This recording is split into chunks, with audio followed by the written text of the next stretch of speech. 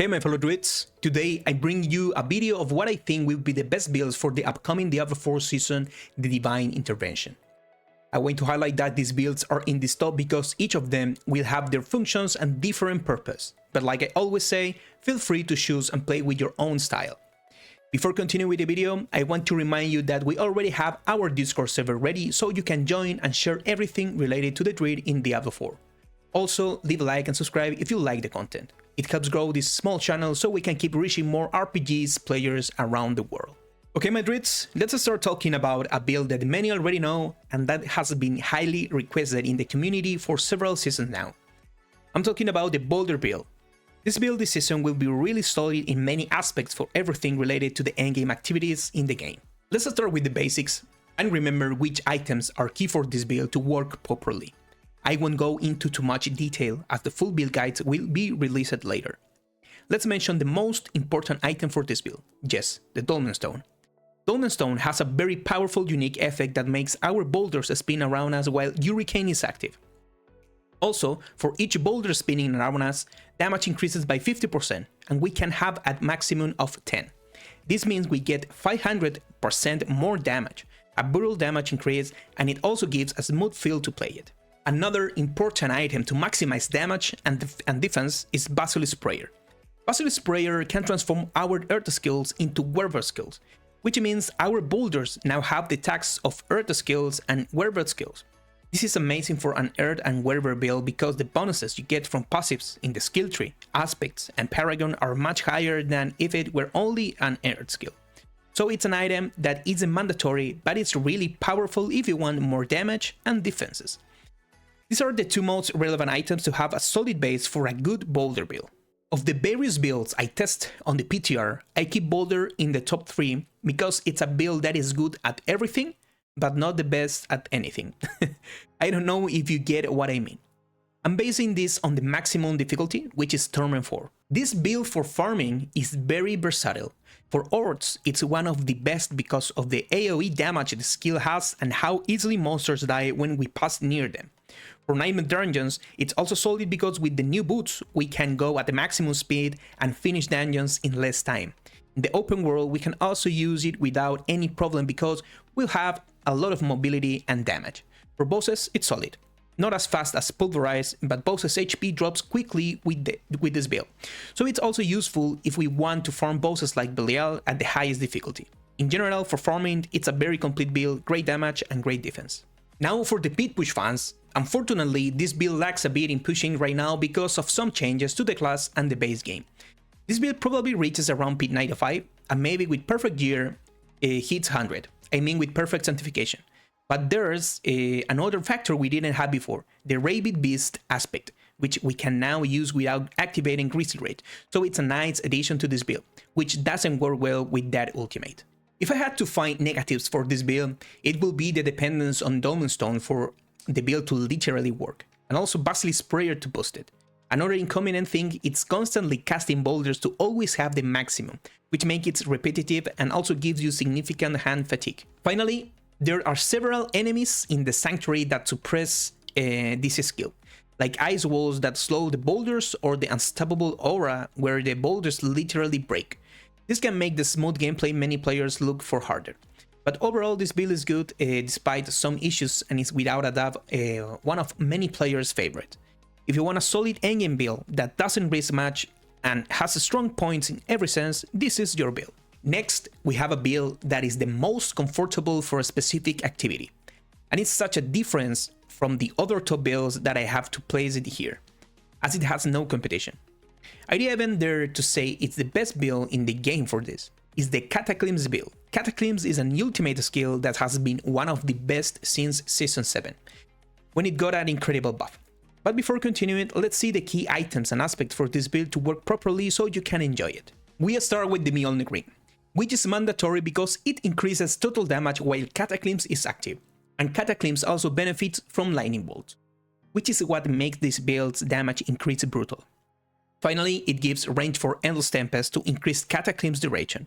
It's very important for our Cataclysms to last longer than its cooldown, or at least close enough, so we can activate it before it ends and make the build smoother to play. Another key item is Tempest Roar, as with these helmets we can turn our Storm skills into Werewolf skills. So we have the attack from Storm skills and also Werewolf skills. This boosts our ultimate and lets us gain passives from the skill tree, aspects and paragon related to Werewolf skills. Other items that would help this build a lot are Iridas and the new boots. The ring reduces ultimate cooldown further, and the boots keep us at max speed all the time. Finally, we have the Runeworks Conduit aspect, whose interesting part is that our lightning bolts do 40% more damage, a significant damage increase. These are the main gear pieces you need to use this build at the highest difficulty. Now, to the reason why I put this build in second place, it's for farming with this build is on another level compared to other druid builds. It has no weak points and farms content quickly in any activity. It's the best for hordes, nightmare dungeons and open world. Basically, you just walk around while monsters die around you. That's why it's my top 2. It's the build I will mostly use to farm gear. As for pit push, this build will change a lot from the PTR, since we have the melted heart with a unique passive different from the current one. Still, I think this build will be similar to Boulder in the Pit, slightly weaker in defense but with decent damage. But again, this build is the best for farming and must be in your armory if you want easy and fast farming. If I had to find some negatives, the first is using the provocation passive to secure overpowered damage with this build, to significantly increase your damage. This means being in bear form for 10 seconds and then, after accumulating 10 points in provocation, activating Cataclysms. This ensures your Cataclysms does overpowered damage. This mechanic might be tedious for some because you have to watch that your next cast is Cataclysm. Another negative could be defenses. This build is a bit fragile, although as the season progresses, we will find ways to resist more in battles. Honestly, I don't see other weak points, so this top is fully deserved for Cataclysms, which is by far the best druid farming build for the next season. And to finish this top, my druids, we have the Pulverized build again. Yes, for some, it may be boring to see this build again at the top, but it's literally a very complete build and the one that deals the most damage. That's why I decided to put it in top 1. Pulverized damage is much higher than the previous builds. It's true that for farming it doesn't match Cataclysms, and compared to Boulder they might be similar, but it's still bet more on Boulder than Pulverized. Let's talk about the key items and aspects for Pulverized to work properly. First, the Rotting Lightbringer. This item, if we analyze it, is very well made. It has a great mechanic for a class like the Druid and is simple to understand. Hitting paddles guarantees overpowered hits, which poison enemies.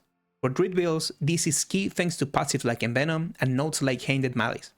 Also, the paddles splashes poison, causing even more overpowered damage, and it has a killing mechanic like in League of Legends, very interesting to apply when pushing in the pit.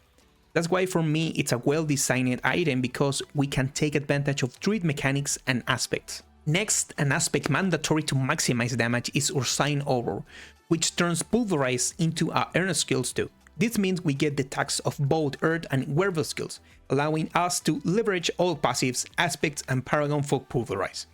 If I were to add something else, I will be Shockwave.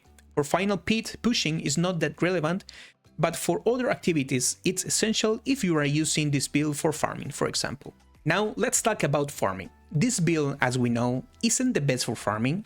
It will be below the other two in this top, but it's not a problem, since this season we have the new boots giving max movement speed, putting Pulverize at a better tier for farming than previous seasons.